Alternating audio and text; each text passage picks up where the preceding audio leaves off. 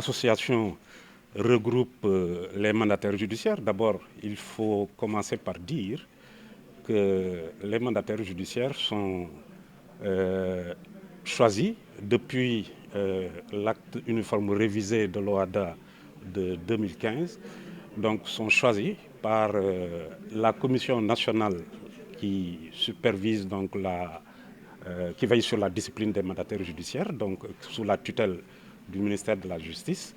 Donc, sont choisis sur une liste, agréée d'abord par le ministre de la Justice, et puis choisis sur une liste publiée, une liste nationale. L'ANJS, l'association nationale, donc regroupe tous ces mandataires judiciaires. Et comme toute association, donc, elle a pour vocation de veiller à ce que les mandataires soient le mieux outillés possible pour pouvoir répondre donc, à leur mission éminemment délicate, puisque la présidente de l'OHADA ici présente, dont je salue la présence, et surtout l'accompagnement qu'elle a, depuis que l'association est née, donc l'accompagnement dont nous bénéficions de sa part.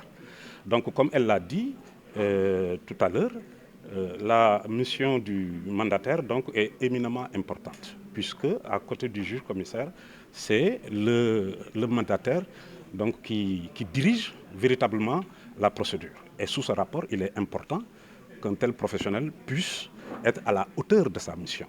Donc, le but de l'association, c'est d'abord d'armer le mieux possible les mandataires en question. De faire de sorte également que leur statut soit le plus affirmé. La fonction de mandataire existe depuis longtemps, mais c'est tout récemment qu'elle a été réglementée. Donc aujourd'hui, c'est devenu un véritable métier.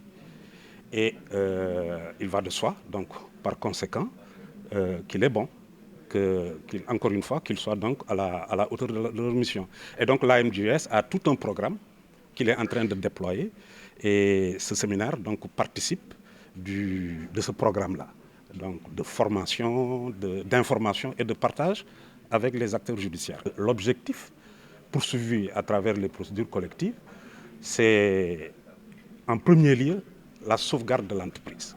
Elle l'a dit tout à l'heure. Donc, nous sommes des médecins d'entreprise, des professionnels de l'urgence, puisque quand l'entreprise est en délicatesse, donc le dirigeant a le devoir et la possibilité aussi d'avoir recours au tribunal, qui va voir dans un premier temps, par le biais d'un certain nombre donc, de mesures et de dispositions qui sont prévues en conséquence, comment traiter donc, cette entreprise-là. Donc, procédure de sauvegarde. C'est pourquoi des procédures ont été prévues dans ce sens. Donc, procédure de conciliation, procédure de règlement préventif. Et si à terme, donc malgré tout, l'entreprise ne parvient pas à sortir la tête de l'eau, donc il s'agira à ce moment également de l'accompagner pour que sa disparition ait le moins de conséquences dramatiques vis-à-vis d'abord du débiteur lui-même, puisqu'il a quand même pris le risque de créer une entreprise, vis-à-vis des créanciers, vis-à-vis des travailleurs.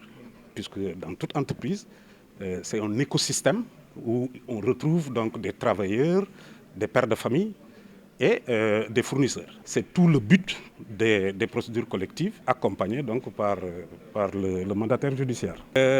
Les entreprises ne sollicitent pas directement le mandataire, même si à terme, ça fait partie du programme de l'ANJS. C'est de faire de sorte que demain, les entreprises aient ce réflexe de venir vers les mandataires pour qu'on ne soit pas des médecins après, mais des médecins avant.